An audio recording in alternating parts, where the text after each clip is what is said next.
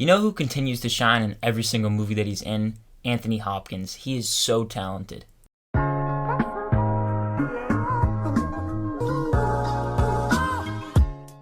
Armageddon Time stars Anne Hathaway, Jeremy Strong, Jalen Webb, Banks Rapetta, and Anthony Hopkins. And this is a deeply personal coming-of-age story about the strength of family and the generational pursuit of the American dream. Now for me, this movie wasn't really on my radar until it started to get more Oscar buzz and it started premiering in a couple festivals. And that's when I really started to pay attention to it. I noticed how stacked the cast was with Anne Hathaway, Jeremy Strong, Anthony Hopkins. That is a trio right there, and it has some newcomers as well. And I'm usually a sucker for coming-of-age movies, so I figured I would check this one out. And I think it's solid overall, not that memorable though. But before we get any further into this review, make sure to hit that like and subscribe button if you enjoy it, and comment down below what are your thoughts or expectations for Armageddon Time.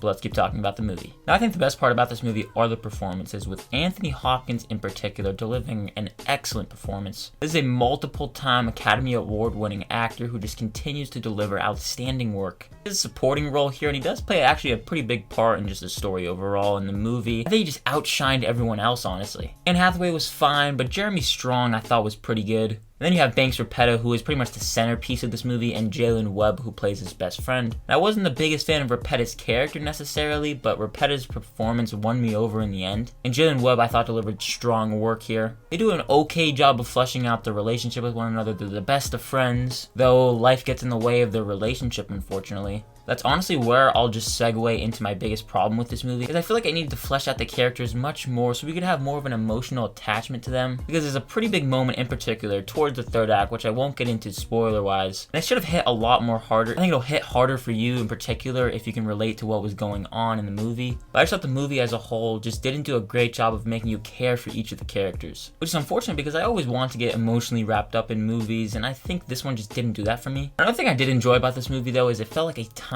capsule. I feel like I was in the early 80s with these characters. The production design in particular was immaculate. I did feel transported back to the specific time. I think that helped with making me just engaged in the movie overall, though the writing was pretty spotty. But unfortunately as well, I just thought most of the scenes were very stretched out. I personally felt this more in the first and second act of the movie. There were just big moments in particular where I thought that they would cut to the next scene, but they would just continue to go on. In the end, I think these scenes just could have been cut short. I don't think they really stood a purpose in being longer. And this is just a fairly standard, by-the-books coming-of-age drama. It doesn't really pull any new punches. There were a couple moments in particular that you could definitely see coming. I know I did. I think if you're a fan of this genre, you might like this one. Does it really do anything new for the genre? No, but I found myself enjoying it overall. I think the performances really stand out amongst everything else, and they definitely elevate it to another and better level. I don't think it's going to go out and win any Oscars necessarily, but I would like to see an Oscar nomination for Anthony Hopkins at least. I'm going to give Armageddon Time a C+.